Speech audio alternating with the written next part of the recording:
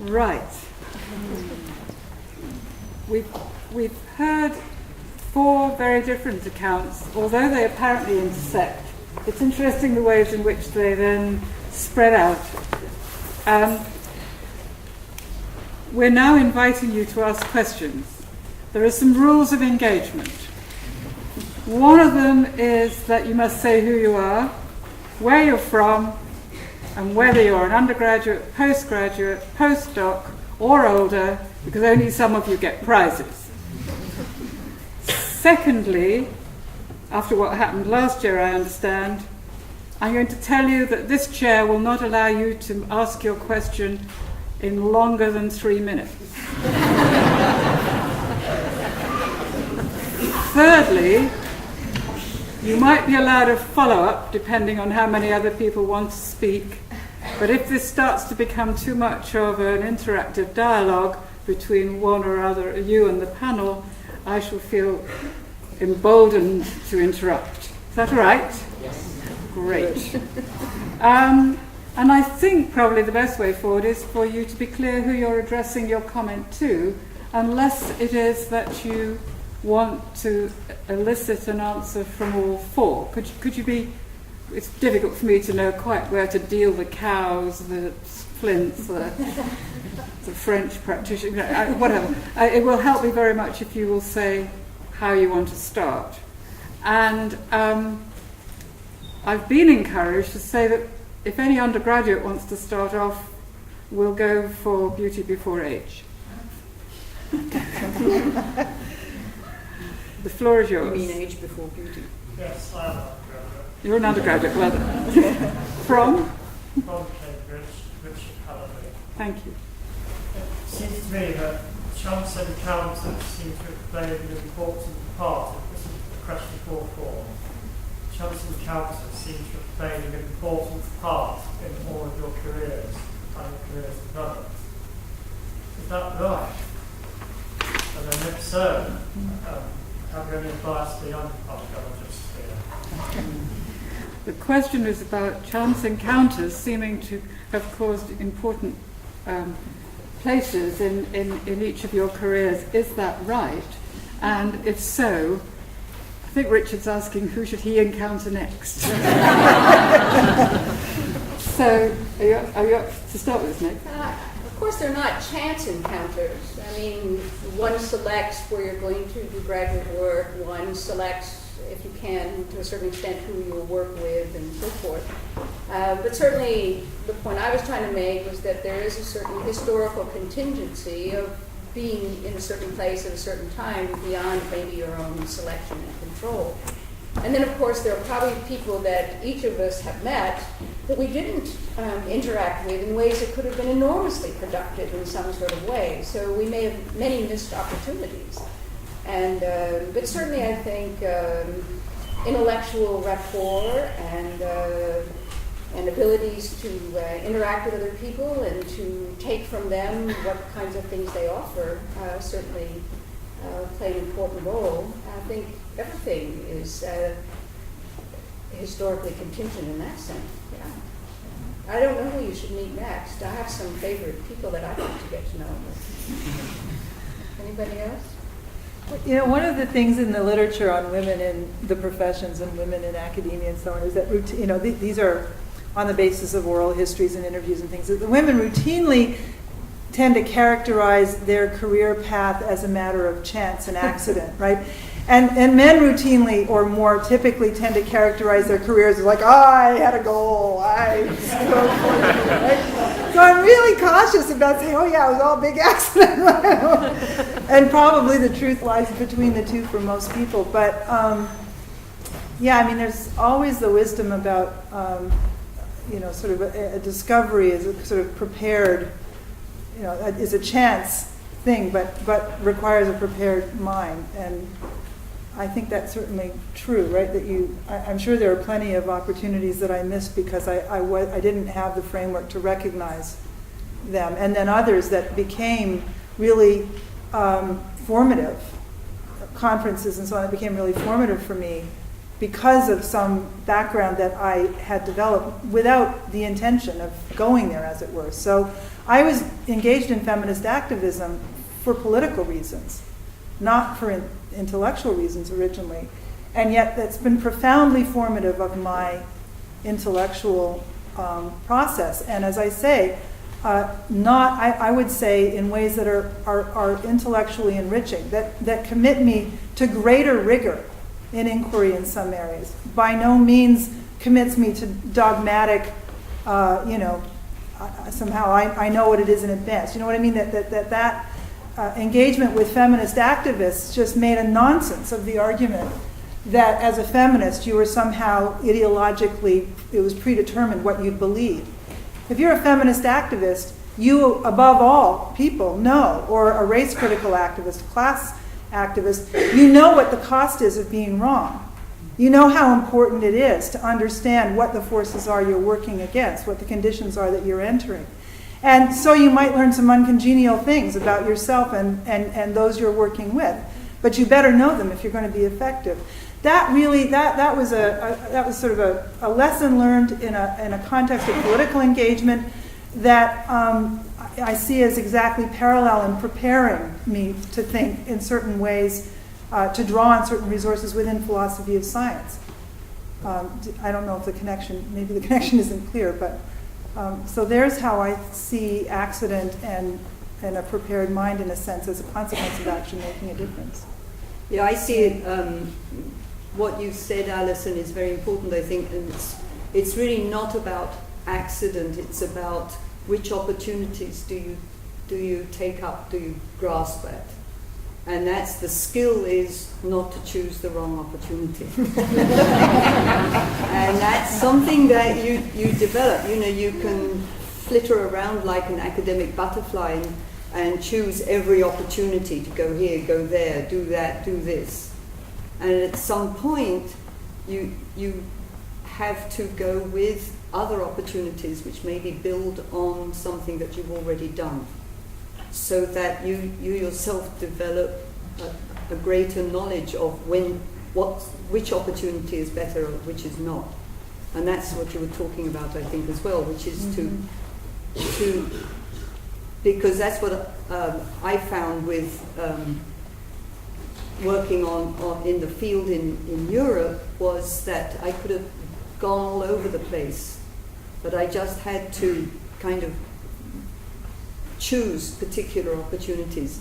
And when the opportunity came, for instance, to excavate the late Neolithic instead of Mesolithic to Neolithic transition, that was an opportunity that I had to take, because there would be no others, and then I had to adapt to that opportunity.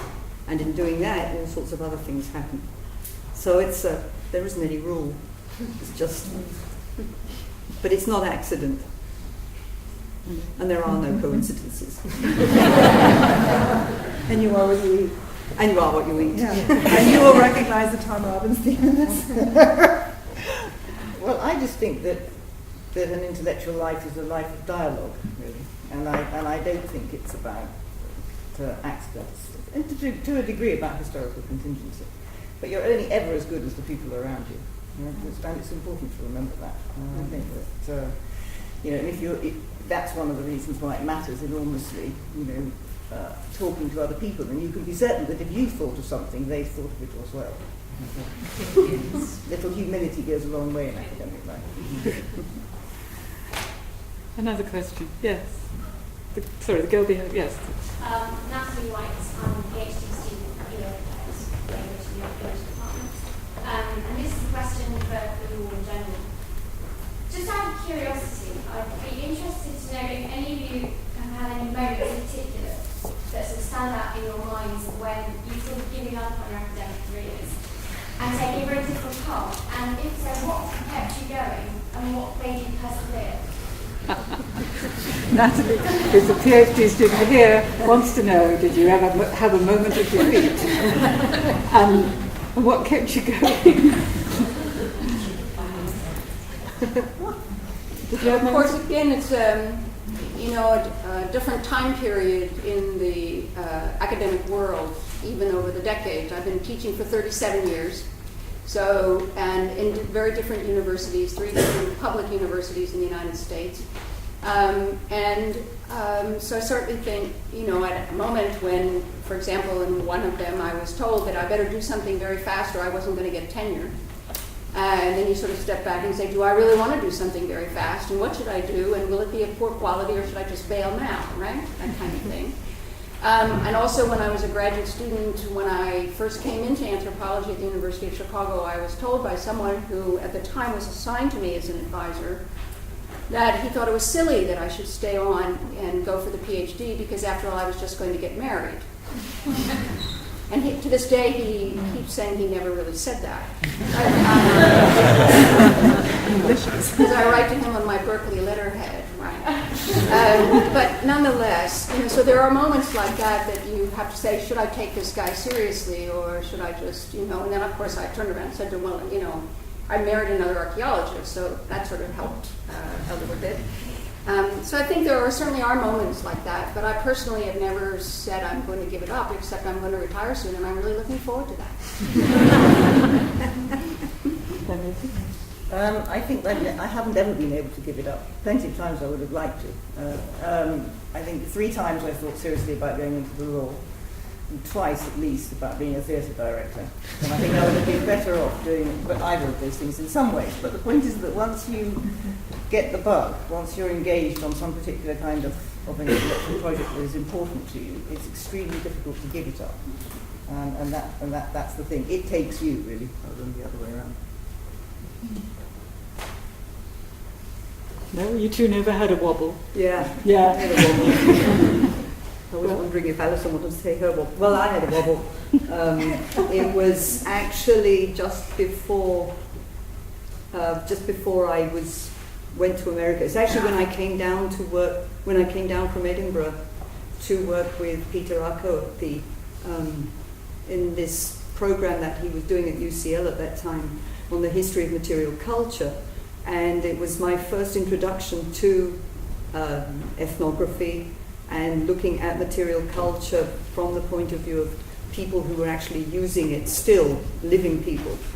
And at that point I said, well, I got very, very depressed about archaeology. And I'm sure I wasn't the first one who got depressed about what archaeology could or could not tell you about the world and the past. And at that point I was going to become an ethnoarchaeologist, just like Mike Rowlands or somebody like that. And then I was saved by this man, Hallam Movius, coming over from America, of all people. Hallam Movius came from America looking for somebody to fill a position at Harvard.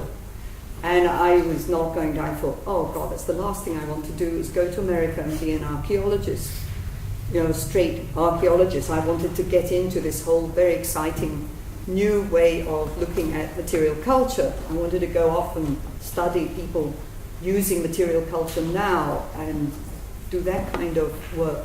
But he came, and so they hired me. I went over there because I just wanted a free trip to America.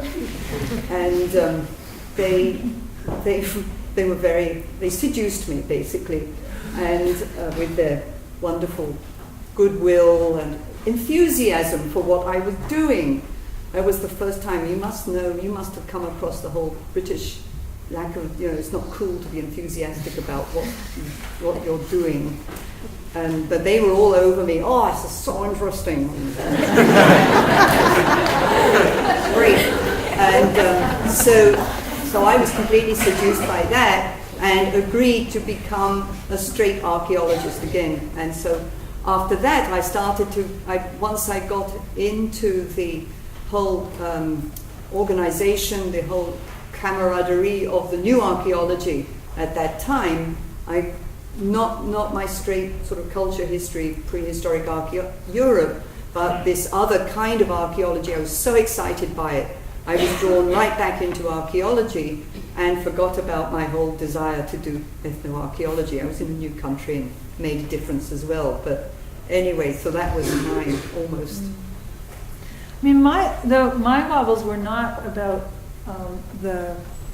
the subject matter or the projects I was working on, but the fact that when I finished my PhD in '81, the philosophy job market was appalling. In fact, when I started graduate school, the American Philosophy Association sent a letter to required departments to send a letter from the association to every grad student they admitted saying, do this if you're passionate about philosophy, but don't expect ever to get a job. There are none. I mean, literally, that, I haven't found that letter. I bet it's in my file somewhere. But when I came out, I mean, in the U.S., so I was a Canadian studying in the U.S. I didn't have a lot of connection in Canada at that point. Came out of a state school, a program that didn't exist, a very third-ranked department. I mean, the credentials were really not compelling. In a job market where an open job in philosophy was drawing 300 to 500 applications.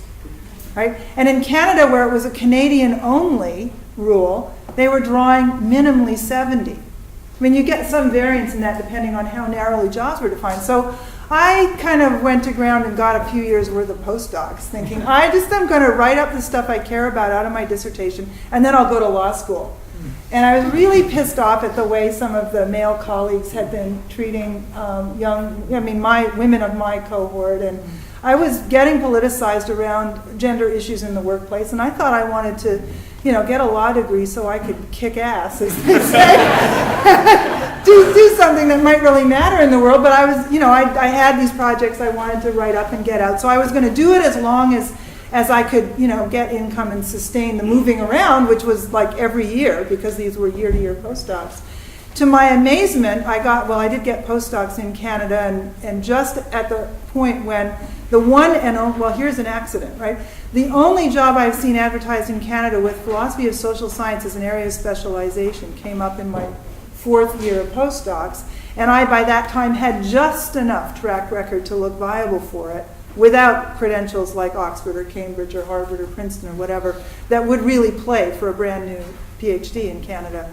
And so I got a job that I ended up being able to stay in and get tenured in. But the wobble really had to do with the fact that there were no jobs. 90% of the graduate students that I knew as philosophers on the job market, not just from my program, ended up driving cab in New York and going to law school. There are very few of us in the cohort that I'm in. When I was hired, one other woman was hired at the University of Western Ontario, 85. They had not hired for 7 years. They didn't hire for another 5. And that's not an unusual demography for departments, a 12 to 15-year period in which maybe 1 or 2 people were hired. So that was the wobble. It wasn't a matter of choice really on my part. We have to follow up Henrietta's whole theatre director thing. Remember that we had one evening a reunion of the conference of the Gender and Women in Production in Prehistory conference, and Henrietta was there, you were there too, and we all said we want to change our professions, and we want to make an opera company. Was there going to be an opera company? I was not going to say. You were not. I was going to be the set designer because I was into multimedia, so at that point, and really wanted to get into theatre design. And Henrietta was going to be the theatre director. I think that Meg was going to be the stage manager. I can't quite remember. And what were you going to be? I thought you were going to be singing and be a diva, and I did actually do set design. Maybe that was it. Maybe I'm just never mind. projecting. But you set design. Yes, that's right. And thus is oral history made. Yes. Another question. Yes, so Hello, I'm Ruth, I'm not a graduate here. Then particularly to Henrietta and to Alison. You said a lot about how your interest in gender archaeology stemmed from your political activism in feminism. How much have you actually found that your work has actually led to political change or changing the workplace in archaeology? did you hear that, everybody? No, okay. The question from Joanna. Joanna? Yeah, Joanna. Is how much? Sorry, how much did your background in feminist politics mean that you could think you created change? Yeah, so if we came from a political background and that influenced our intellectual work, has our intellectual work had any impact at all in the discipline? Well, you're closer to the action in a sense in anthropology. Well, it's a sort of it's a bit difficult to answer that question, isn't it? In the sense that either you say it has and everyone thinks you're boasting, or you say it hasn't and everyone thinks you're a waste of time. Good track. I think it did. But my view, yes, and I mean, I think one of the things that's the most important thing about what we all do is that we teach. It's hugely important that people's minds have been changed dramatically by the theoretical frameworks that we've all put forward in the work that we've done. And I certainly think that that's true of my work. And also because the boundaries between academic feminism and feminist activism, at least in the United Kingdom, are extremely porous. And that's partly because the same individuals work in the classroom and on committees and on editorial committees and in certain contexts. But it's also because the ideas that we put forward, particularly through the end of the 70s and the 80s and the 90s, were hugely important on all the groups who worked on things like wages for women, domestic violence, political activism, going on to the work that's been done on asylum seekers and refugees and so on and so forth. So yes, I think so. I haven't had the opportunity until recently to teach in archaeology. Right? I mean, I moved to the University of Washington. I've been on the ground 1 year, and it's the first time I've had a cross appointment that's really functional with an archaeology group. So I don't know. I mean, I was going to say teaching, but I don't know that my teaching has had much impact on archaeologists. But certainly being involved in to have the opportunity to be involved in developing women's studies programs in the 80s, which was something I was active on in Canada, to create space in which different kinds of scholarship could be done. I think that has, however that's sustained, in whatever form that takes now, it's transmuting very quickly. I think that's been transformative in various ways.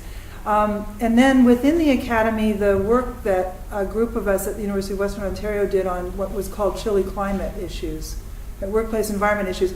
The shift in thinking was from a model in the US, they would say, of a civil rights era model of gender discrimination that required you to be able to identify either explicit barriers to access for women or minority scholars, or identify deliberate intention to discriminate.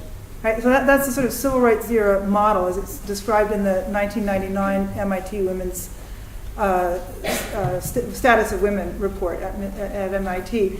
And the shift from that through the 80s and 90s to what MIT committee articulated in 99 is toward a model that can recognize the possibility of substantial inequality in outcome along gender and also race, ethnicity, and sometimes age lines, that isn't necessarily a function of deliberate intention or explicit barriers to access. It recognizes the cumulative effects of small-scale differences in uptake and response. There's good social psychology now to characterize how that's possible. And I think that the work that academic feminists have done, maybe not necessarily on workplace issues in academia, but the work that has been done on the status of women in the sciences, on the social psychology, cognitive schema, evaluation bias, stereotype mobilization research, the stuff on how hierarchies are constituted and reconstituted in small-scale interaction, that all provides a framework for shifting our understanding very substantially. And we're at a watershed right now where the MIT report was the first time that this alternative model of cumulative disadvantage, small-scale unintended consequences of small-scale unintended differences got public traction, at least in North America. And I think that potentially has enormous impact on how we address persistently reproduced, gender among other forms of inequality. So that's a hopeful, I hope not boastful, but a hopeful, read on how that's how the intellectual work feeds back into political engagement. I think I'll just add also that I think many of us who've been involved in the work it's called gender archaeology or whatever, have maintained an explicit political stance, that it does real political work, that we resist the kind of gender archaeology that denies or tries to suppress the political natures of it because of our situatedness. And many of us continue to work. I, for example, am the chair of the Academic Senate Committee of the Status of Women and Ethnic Minorities at the University of California at Berkeley and on a university system-wide committee. So I think many of us continue to put our commitments, and certainly what we get from archaeology actually has a lot to do with the way in which the human past has often been used to naturalize and legitimate some of these inequalities. And I think that we're very conscious of that and take many opportunities to try and problematize that tendency to legitimize and to naturalize some kinds of things that people would like to see in the here and now, but actually can't be sustained archaeologically in terms of evidence. Gary, and then whoever it is at the back. Gary, I'm here, undergraduate here. As an undergraduate, getting an opportunity like this is obviously fantastic. But what, especially in your undergraduate career, what do you think prepared you, or anything at all, prepared you to the kind of a credible academic life you led?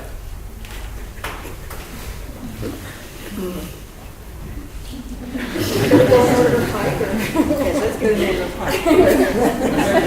Is there anything you can offer to undergraduates that you really say is key in doing an undergraduate career?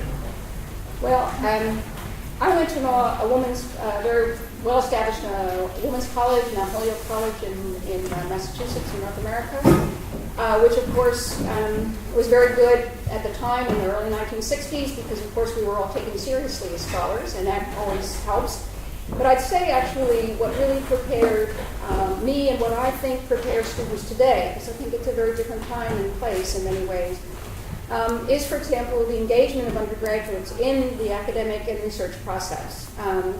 And we have a wonderful program at Berkeley where undergraduates can sign up as research apprentices and actually work closely with faculty members and get a sense of their own worth as researchers and how they can contribute to the whole research process. So I'd say, any ways in which you can get yourself engaged in ongoing work so you can see what it is all about if you're looking for a research kind of life. What it's all about is really, really ideal, and what kinds of things you thrive in, what kinds of things you can get passionate about. Because if you can't get passionate about something, you're not going to make it. Anybody else got an Well, idea yes, of where I think Henrietta. exactly as I said about my graduate years, the really important thing was the sense of being part of a community, which has always been hugely important. And when I was an undergraduate, we were, again, a very tight community. And as Meg said, we one of the marvellous things about the archaeology we did is that we did get involved in field work, and that really cemented a lot of relationships. And also, we had wonderfully charismatic teachers. I mean, my memory of my undergraduate years is being taught by amazingly charismatic teachers, and I won't mention. I'll spare the blushes of those who are sitting in this room, but who are now not as young as they were, but they were young then when I was young. And I think that was a very important part of it as well. I think that it's sort of hard because I'm not sure that the kind of undergraduate way of teaching that I was undergoing at that point when I was doing it, which was a very long time ago, would necessarily be what I would recommend to you. And I'm not sure what kind what kind you're undergoing now, but I would really agree with both Meg and Henrietta that on the one hand, you need to really become passionate about inquiry, not necessarily deep research, but some kind of inquiry, that you become part of a research community, which is what Henrietta's saying, that the opportunity there is in things like labs and in the field and so on, and that it's something sustained. It's not just something that happens just for one month in the summer, but that you have the opportunity to really follow up that. And I mean, the kind of teaching that we're doing now at Berkeley is for the most part, we try to make it inquiry-based. rather than lectures where you sit there like you're doing now, taking it all in, but you don't have any exam to spout it back to us. But I almost never teach now with exams, and I almost never teach with a straight lecture, but in a kind of more give and take workshop method. And I think that's the kind of teaching. Hopefully, we're the people who we're graduating from places like this in Berkeley and so on are better prepared than I was when I became a graduate student. I would just add to the business about following your passions and finding and embedding in a community. I found it extremely important to, if you have some focal problems that are really compelling, look for resources wherever you find them. Right? It's made an enormous difference for me to kind of poach across disciplinary lines. Don't allow disciplinary formation to bend you too much out of shape. Trust your instincts as an undergraduate who hasn't yet been too much steeped in the barrel that you may have a creative take on even questions that are very central to your discipline, canonical, but you may have a take on them. You may recognize possibilities for creative engagement that require using resources that lie outside the discipline that will really make a difference to how satisfying that work is for you and what its potential impact is on the field. So, as you're getting a disciplinary formation, which in many ways you need, I would just don't let go of the breadth of vision that you bring as someone who isn't yet. I want some kind of you haven't yet been in this procrustean bed and had all the bits kind of lopped off that don't fit, right? Take serious, if you're in intuition, why are they asking that question? Or why would you think that? I mean, take those intuitions seriously. And even if the elders and betters are not all that supportive, right? And pursue those lines of inquiry wherever they lead you. Interdisciplinary, cross-disciplinary work is enormously productive. And you have the resources coming new to a field to see possibilities that people long entrenched in a field may not. Yeah. And look for people who encourage you to challenge authority. Yeah, only not our authority. Everybody else. They're saying that to a member of my college. Oh, except for my authority. Exactly. There was somebody at the back, and then how many more people will want to ask questions? Okay, let's speed it up a bit. Somebody at the back wanted to ask a question. Can you hear me? Yeah. My name is Laura Terrell, and I'm the director of Retrospect at Cambridge. Last year we all had a course on the differences between feminist archaeology and an archaeology agenda. And I was wondering how the panel sees feminist archaeology in today's archaeology. If it still feels that a feminist archaeology as opposed to an archaeology agenda is still relevant and viable. Okay, Meg, can you do that in 3 sentences? Yes, I can. Actually, as I mentioned at the end of my talk, one of the kinds of things we've done, actually taking inspiration from philosophers of science, feminist philosophers of science, have been to turn the question around and say, how do we do archaeology as feminists? How do we bring our principles of feminist inquiry to bear on the practice of archaeology, which may or may not include a particular focus on gender? And I think as Helen Longino has taught us, that trying to make sure you do work that doesn't disappear gender, but there's many other component parts to it. And actually, if I may, put in a little pitch, we've just published, Alison and I co-edited a volume that's just appeared. The most recent issue of the Journal of Archaeological Method and Theory is entitled Doing Archaeology as a Feminist. So you can take a look at that and see if there's some things in there that might be of help. Anybody want to add to that? Just that I've never seen feminism and the archaeology of gender as at odds. I think you have to have an extremely limited conception of feminism to see those as in tension. And an extremely limited conception of what responsible archaeology looks like to see those as incompatible. And that argument is made by several of us in the volume. Yeah. Well, when I went to the London School of Economics to teach, they said, had published, of course, Feminism and Anthropology some years before. So when I arrived there, they said, oh, good, you can teach this course we have, which is called Kinship, Sex and Gender. And I said, no, I'm going to teach economic anthropology, political anthropology, and something else, and you're all going to teach kinship, sex and gender, because I've written the book.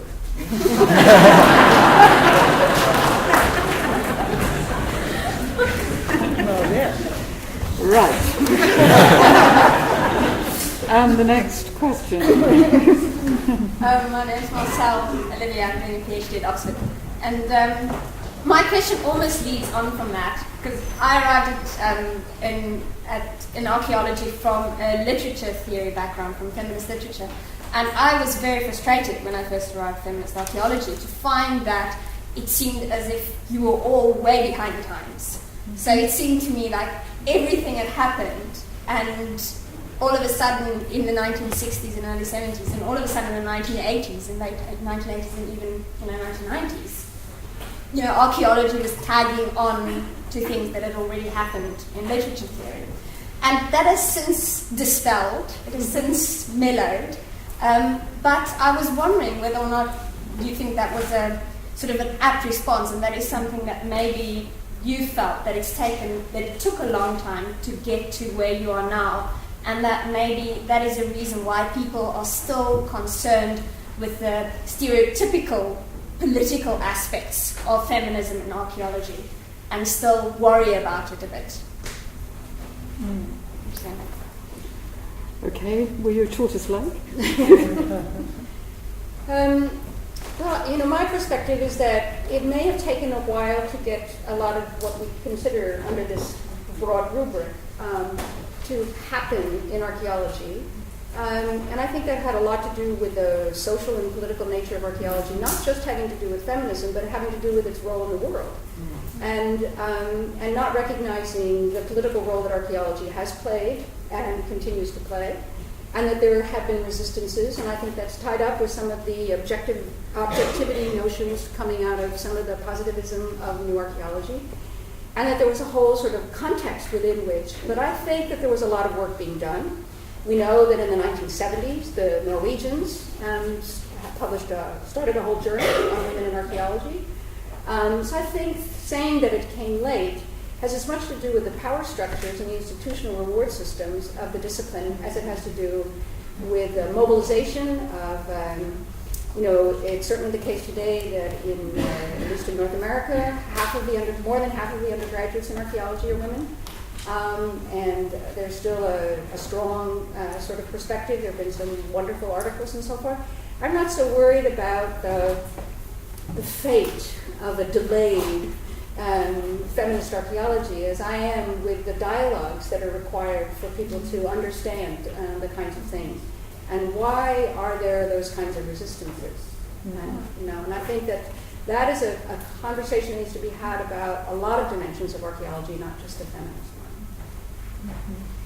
And I would just add that one key dimension is the epistemic. Yeah. It seems to me one of the main constraints is this presumption that if you approach research as a feminist, you have somehow profoundly compromised your research practice. And there's a ton of excellent and non-relativist, non-meltdown, we don't know anything literature that in which, this sort of rubric of values in science, in which the arguments are being made that the old sort of gnarly positivist framework, in which ideals of objectivity are conceptualized in terms of value freedom, a complete non-starter.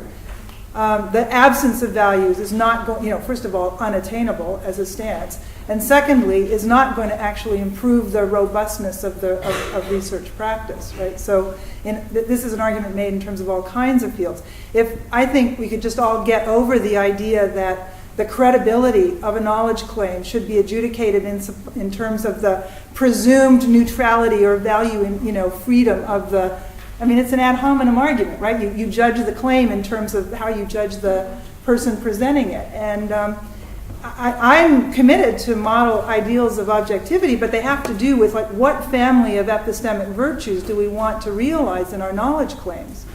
And it's perfectly clear from a legacy of feminist interventions in a range of fields that sometimes political commitment raises the bar. You actually raise the standards of empirical adequacy and theoretical robustness if you're a feminist and it matters to get things right on a particular question or to critically examine assumptions that had never even been articulated. So, I think one of the main constraints for feminist resources to really play a role productively in archaeology and not be kind of monster barred as a threat, which seems still to be an issue, will be to rethink those fundamental epistemic issues.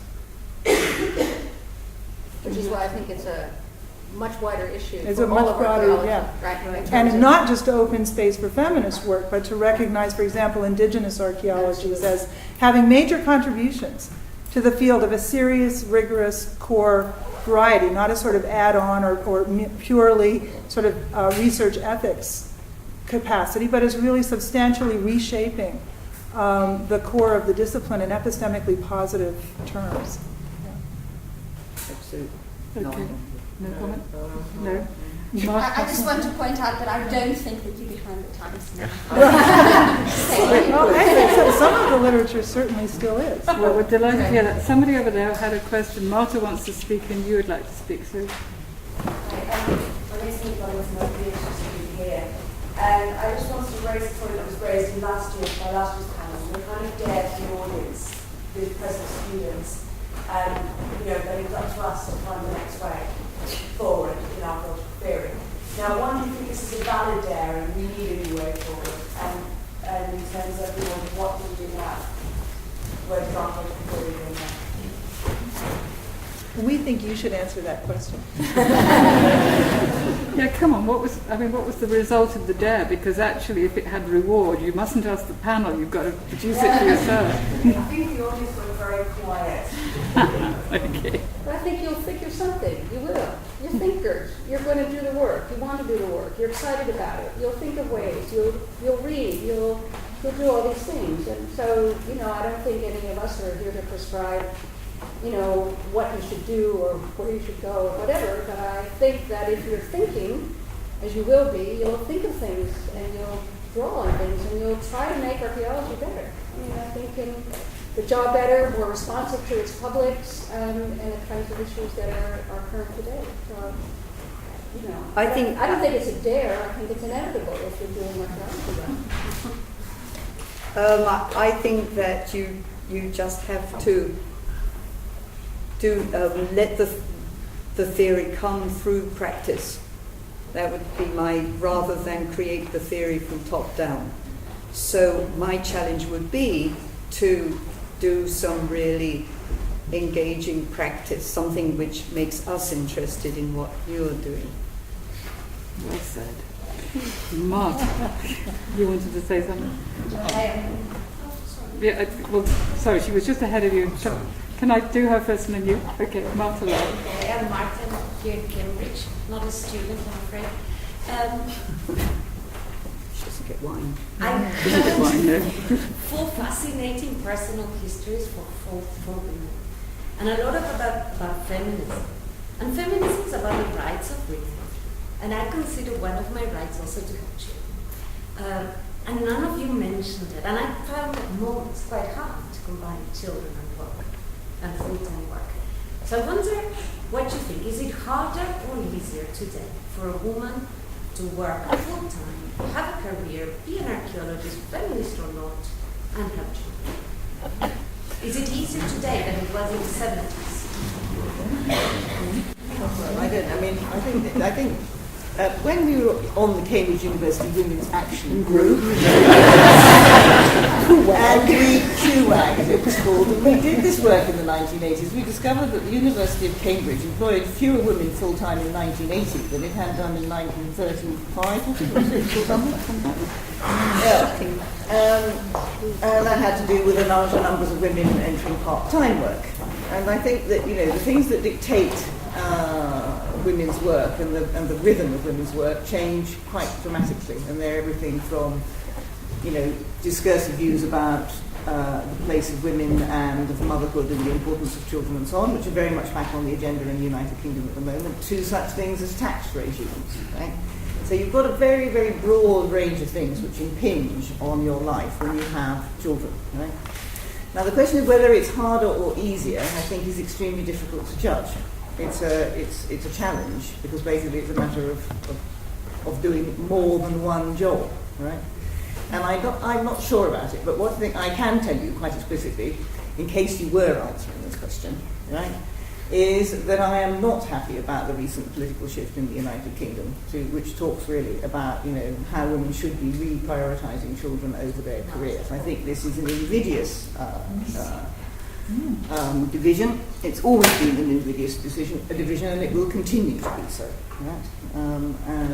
I don't really find myself at all sympathetic to that politics, but that is not the same thing as saying that you shouldn't have children. It's not.